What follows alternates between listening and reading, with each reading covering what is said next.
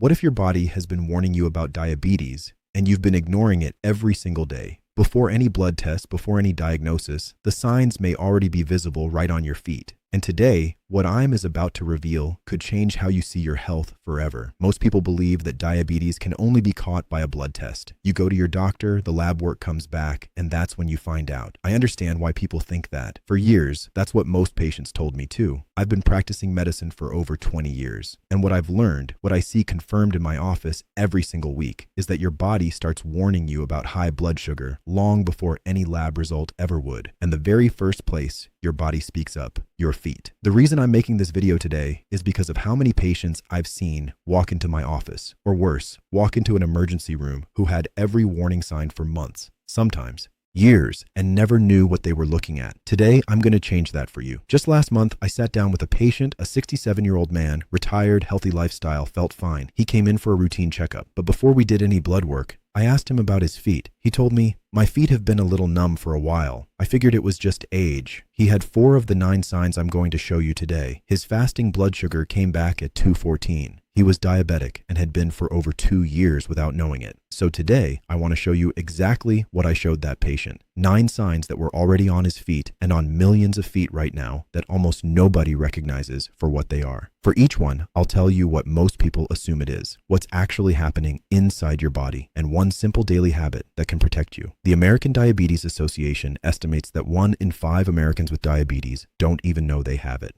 That's over 8 million people walking around right now with a silent condition quietly damaging their nerves, their kidneys, their vision, and yes, their feet. The good news, a $12 blood test can catch this early. But first, you need to know what to look for. So let's get into it. Sign number 1 is something almost every patient has already experienced, and every single one of them has explained it away. Tingling, numbness, that pins and needles feeling in the feet. My patients almost always tell me, "My foot just falls asleep sometimes. I was sitting with my legs crossed." And yes, that happens to everyone occasionally. But I always ask them, is this happening regularly without a clear reason? Because if the answer is yes, we need to talk about what's actually going on. Frequent, recurring numbness or tingling in the feet, what doctors call peripheral neuropathy, is one of the earliest signs that blood sugar has been elevated for some time. The extra sugar in your bloodstream begins attacking the outer protective layer of your nerves. It's a slow process, which is exactly why most people miss it. I use this analogy with my patients all the time. Think of your nerves like electrical wires. Every wire has a plastic coating around it. That coating is what allows the signal to travel cleanly from your brain to your foot. When blood sugar stays high, it's like an acid slowly eating through that coating. The wire still works for a while, but the signals start getting fuzzy. And that fuzziness, that's the tingling you feel. According to the American Diabetes Association, peripheral neuropathy affects nearly 50% of people with diabetes. It is the single most common complication, and it almost always starts in the feet, which means right now, tens of millions of Americans are experiencing this tingling and writing it off as nothing. Don't be one of them. My daily recommendation for every patient over 60, a 20 to 30 minute walk every single day. Not a jog, a walk. Movement is the best thing you can do to keep blood flowing to your feet and protect those nerve endings. And start reducing added sugar in your diet today. Not next month, today. Sign number 2. And this one, my patients describe as the most distressing of all because it doesn't hit them during the day. It hits them at night when they're alone and trying to sleep and there is nothing to distract from it. A lot of my patients chalk this up to being on their feet all day, or the summer heat, or just fatigue. And sometimes that's exactly what it is. But when a patient tells me their feet feel like they're on fire, especially at night when they're lying down, I take that very seriously. Burning in the soles of the feet, particularly at night, is a classic early sign of diabetic neuropathy. What's happening is this: the nerves in your feet have been damaged by excess sugar, and now they're sending incorrect signals to your brain. Your brain receives a heat message, even though nothing hot is touching your foot. The nerves are misfiring. Think of it like a fire alarm with a faulty sensor. The building isn't on fire, but the alarm is going off anyway because the sensor is damaged. Your nervous system is doing the same thing.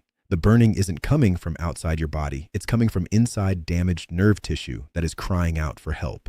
Research published in the journal Diabetes Care found that burning foot pain is one of the first reported symptoms in patients later diagnosed with type 2 diabetes, often presenting 1 to 3 years before formal diagnosis. 2 habits I recommend for this one. First, drink at least 8 glasses of water a day. Proper hydration helps your kidneys flush excess glucose and supports nerve tissue. Second, add more fiber to every meal. Vegetables, legumes, oats. Fiber slows the absorption of sugar into your bloodstream, which is exactly what those damaged nerves need. Sign number 3. scary, and I need you to pay very close attention here, because this is the one that stops being uncomfortable and starts becoming genuinely dangerous. This is the one that sends the most patients to the emergency room. They come in and say, I had a little blister from my shoe 3 weeks ago. It still hasn't healed. They waited. They assumed it would close on its own. Most small wounds do heal on their own, but not when blood sugar is elevated. When blood sugar is consistently high, your body loses its ability to heal efficiently. The blood vessels throughout your body, including the tiny ones in your feet, begin to narrow and stiffen. This means that oxygen, white blood cells, and the nutrients that repair tissue simply cannot reach the wound fast enough. The wound sits there, open, vulnerable, and slow to close. Imagine trying to water a garden, but your hose has a serious kink in it. The water is there, but it's not getting where it needs to go. That's exactly what high blood sugar does to circulation in your feet. The healing ingredients exist in your blood, and they just can't reach the wound. And an open wound that won't close is an infection waiting to happen.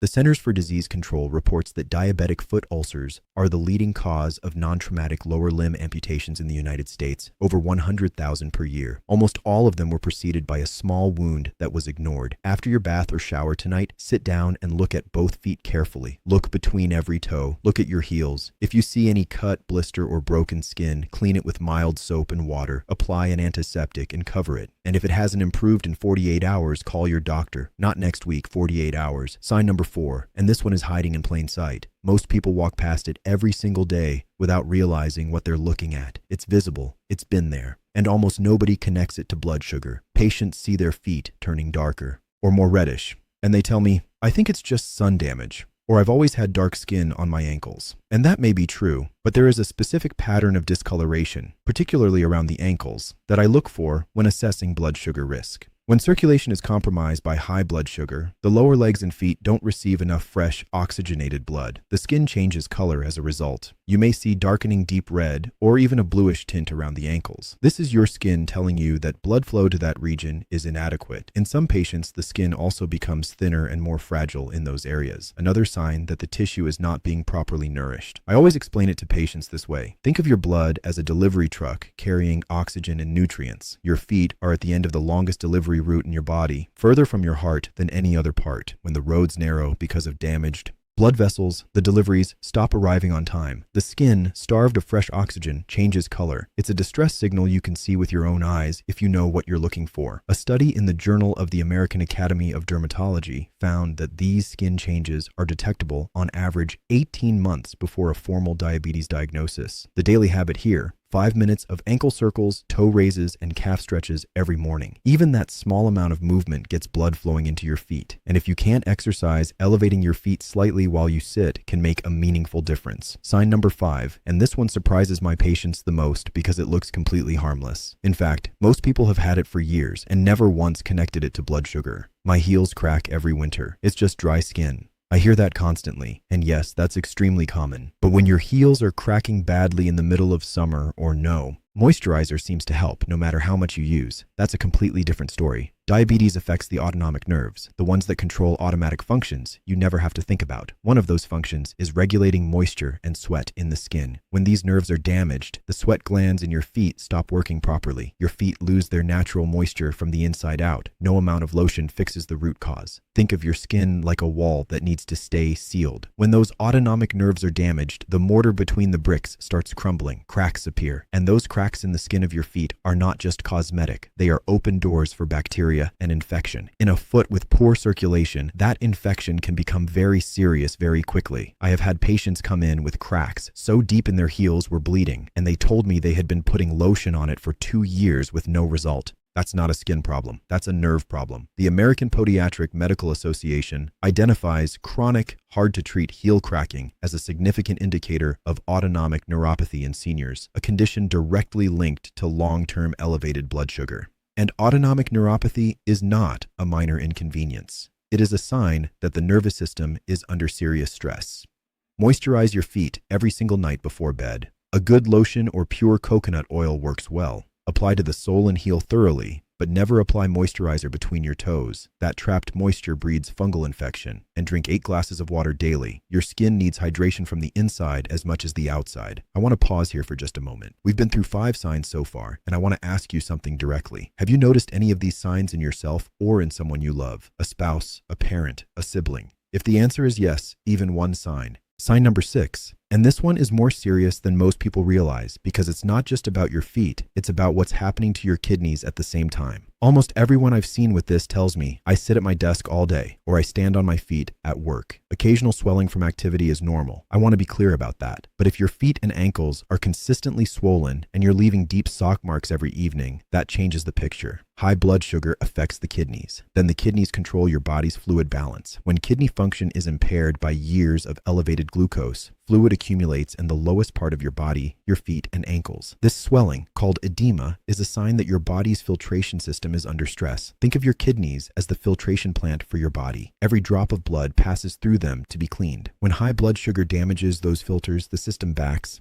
up like an excess fluid has nowhere to go except downward. Gravity does the rest. The fluid pools in your ankles. You press your finger into the swollen area and the indentation stays there for a few seconds. That's called pitting edema, and it is not something to ignore. The National Kidney Foundation reports that diabetic kidney disease affects approximately 1 in 3 adults. With diabetes and lower extremity, edema is frequently the first visible sign that kidney function is being compromised. When you rest, elevate your feet above the level of your heart, even a few inches on a pillow. This helps pull that accumulated fluid back toward the center of your body and reduce sodium in your diet. Salt causes your body to retain water, which makes edema significantly worse. Read labels. Many canned and processed foods are loaded with sodium. And if the swelling is new, persistent, or getting worse, please bring it to your doctor's attention at your next visit. Don't wait for it to become a bigger problem. Sign number 7 is the one I see most often misdiagnosed, men especially, and by the time they find out what it actually is, they've been living with it and masking it for years. The majority of my senior patients are male. And what I hear almost without exception is this: I've been taking ibuprofen for the foot pain for months. I figured it was arthritis, maybe an old sports injury. I've heard this story dozens of times, and sometimes that's exactly right. But sometimes the pain has a completely different origin, one that ibuprofen will never touch. When nerves are damaged by chronic high blood sugar, they don't always go quiet. Sometimes they become hyperactive. Instead of going numb, they start firing random, intense signals your brain interprets as severe pain. Patients describe it as stabbing, an electric shock, or a hot needle through the foot. This happens most often at night when there are no other sensory distractions.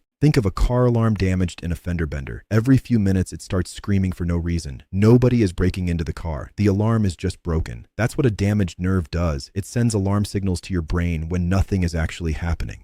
The pain is completely real, but its source is nerve dysfunction, not injury. And taking ibuprofen doesn't fix a damaged nerve. What it does is mask a signal your body is desperately trying to send you. And masking signals is the last thing you want to do when your nerves are asking for help. A landmark study in the New England Journal of Medicine found that painful diabetic neuropathy affects approximately 25% of people with diabetes and is frequently mistaken for arthritis, tendinitis, or age-related joint pain. Every morning, 5 minutes of gentle foot and ankle stretching before you get out of bed. Flex your feet, circle your ankles, pull your toes back gently, get blood moving before you put weight on your feet. And every night before bed, give your feet a gentle 3-nut massage. Light circular strokes along the sole and up the ankle. Your nerves will thank you. Sign number 8 is the one that tells me how far things have progressed. When I see this in a patient, I know the damage is not early anymore. And almost every single time, the patient's first reaction is, "Doctor, I've had that my whole life." They say, "I've always had cold feet. My wife has stolen the electric blanket every winter for 30 years. And I laugh with them. But then I ask,